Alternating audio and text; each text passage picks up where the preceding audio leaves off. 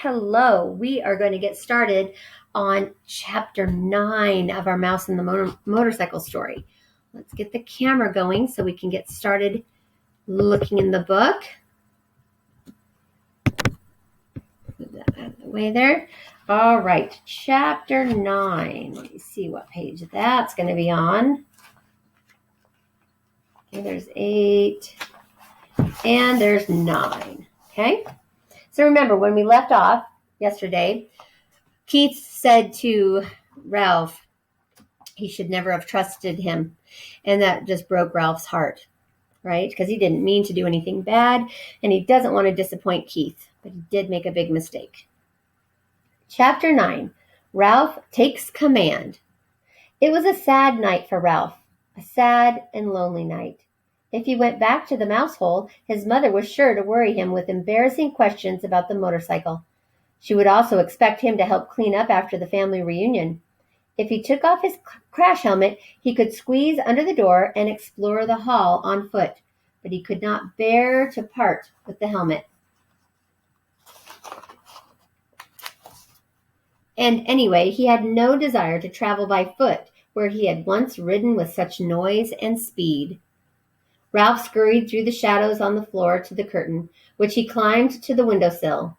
There he sat, huddled and alone, staring out into the night, listening to the kissing sounds of the bats as they jerked and zigzagged from the eaves of the hotel, through the pines and back again. Around the window, the leaves of the Virginia creeper vine shifted in the breeze, and down in the lobby a clock struck midnight. An owl slid silently through the night across the clearing of the parking lot from one pine to another. Ralph could remember a time when he had envied bats and owls their ability to fly, but that was before he had experienced the speed and power of a motorcycle.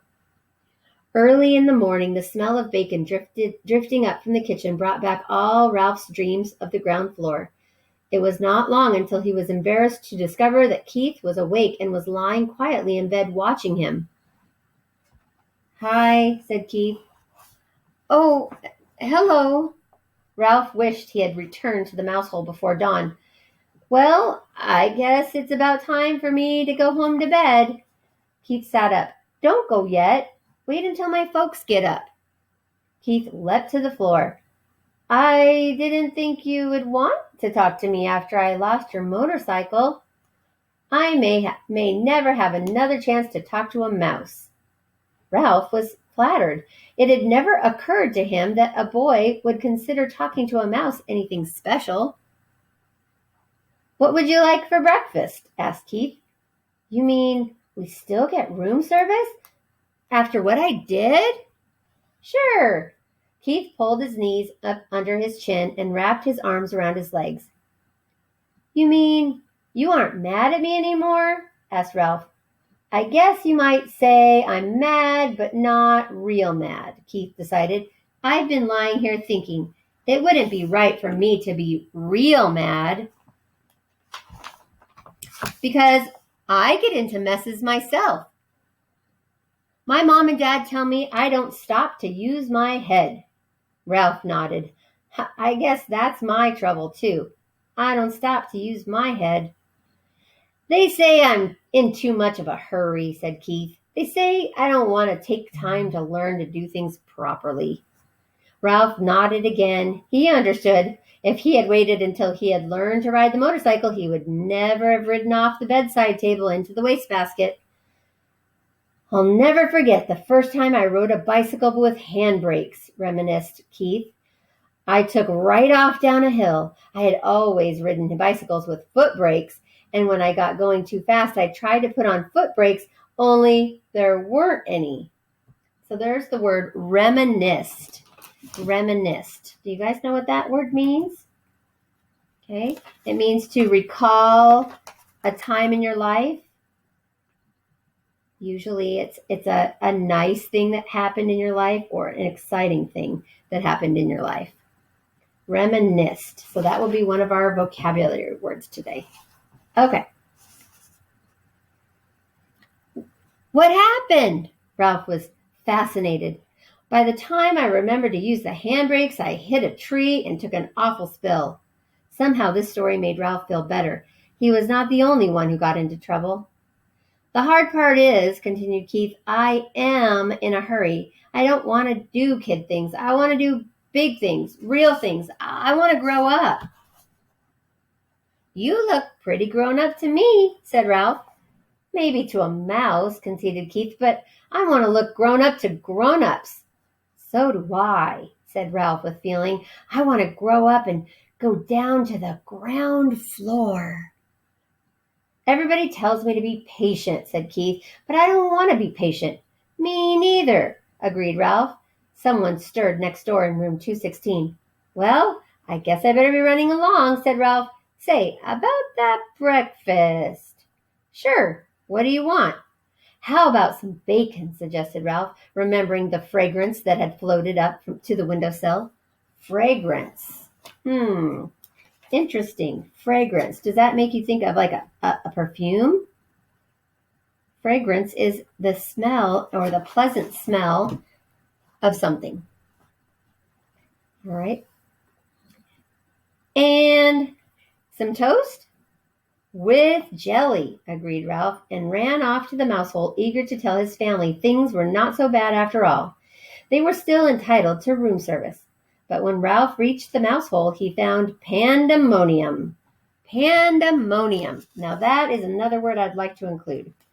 Pandemonium. That means chaos, craziness, a lot going on. His brothers and sisters and cousins were huddled together, squeaking with fright. His mother picked up a bunch of shredded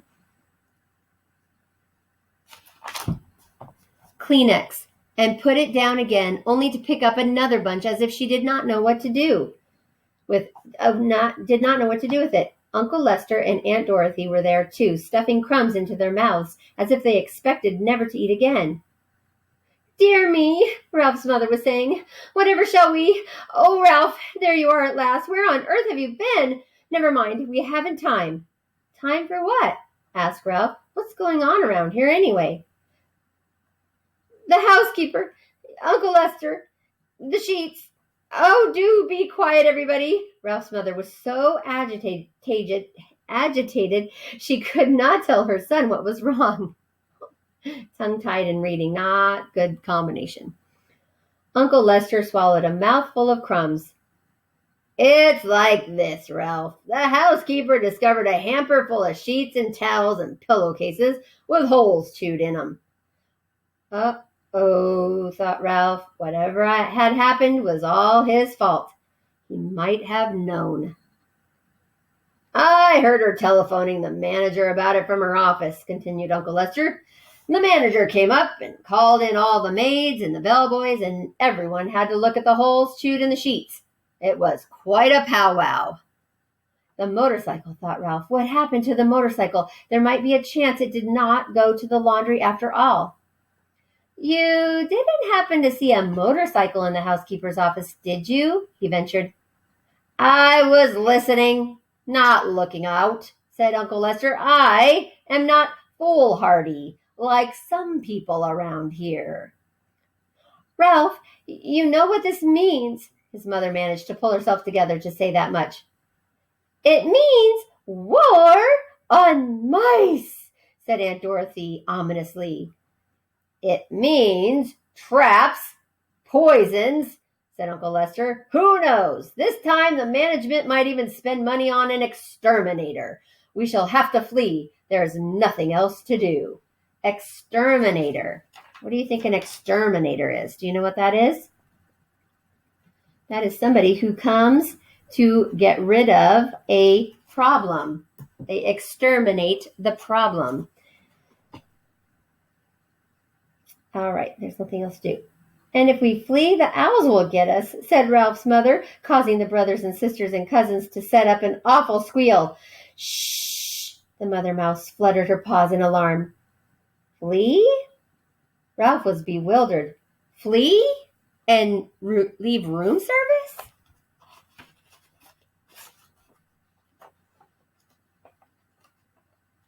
There we go. Room service? Exclaimed his mother. How can we expect room service after you lost that poor boy's motorcycle? It's all right, Ralph assured his mother, and could not resist adding rather grandly, I've already ordered bacon. I've already ordered. Room service is bringing us bacon and toast with jelly. This news silenced everyone. A breakfast of bacon and toast with jelly delivered to the mouse nest without first being dropped on the carpet was not to be abandoned lightly. We want some jelly! We want some jelly! All the little cousins began to squeak. Be quiet, ordered Uncle Lester. Do you want them to find us? Ralph knew that no matter what the others chose to do, he was not going to flee from the hotel, not until he found out what had happened to the motorcycle. He was very sure of this, and all at once he felt calm and clear-headed as he had never felt before. He knew exactly what his family should do. Be quiet, everybody, Ralph ordered, standing up straight so all his relatives could see him. I will tell you what we are going to do. See here, Ralph, interrupted Uncle Lester. You are pretty young to be giving orders to your elders. Now, Lester, said Aunt Dorothy, let's listen to Ralph. After all, he has our food brought up by room service. No one else in the history of the family has managed that. This silenced Uncle Lester, and Ralph was allowed to continue. What we should do is keep quiet for a few days. Here he looked down at his little cousins, who for once in their lives were not squeaking. I will arrange for room service to bring our meals so we won't have to go scrabbling around in the woodwork or scrounging around in the rooms. That way, we won't be tempted to taste any poisoned food or go near any traps. And if the management doesn't see or hear any of us for a few days, they will forget about us. They always do. Now, just a minute, said Uncle Lester. This boy won't be here long. You know how it is with people, here today and gone tomorrow. Ralph had the answer.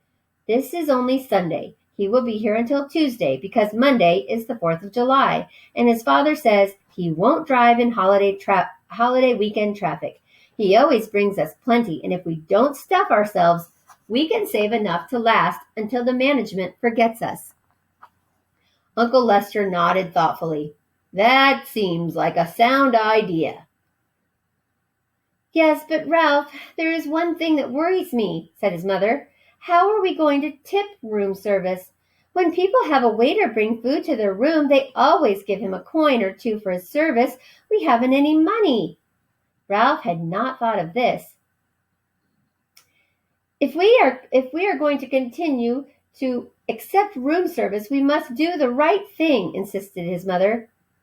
Don't worry, I'll think of something, promised Ralph in the grand way he had acquired since he had ordered a meal sent up to the mouse nest. All right. So things aren't looking quite so bad anymore for him.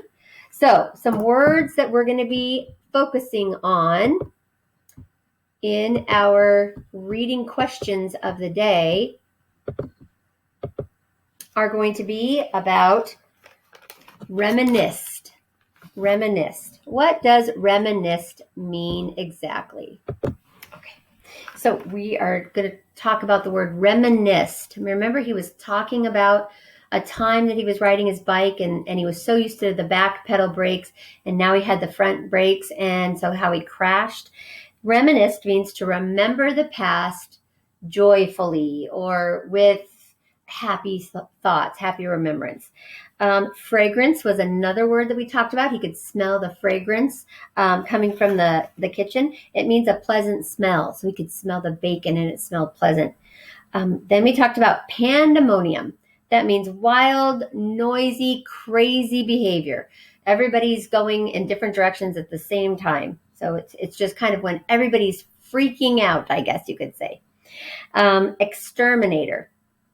It is a person who comes to eliminate pests.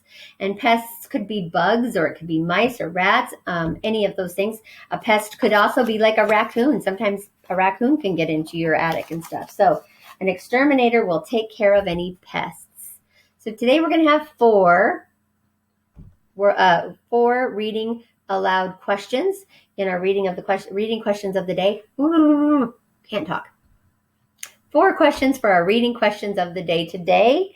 So just be looking for those 4 that we just talked about, and you can select the one that sounds like the one we talked about. All right.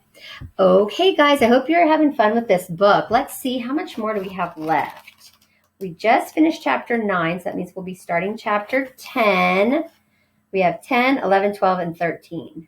So we have 4 chapters left. So probably what we'll do is Monday, I'll probably read maybe 1 or 2 chapters.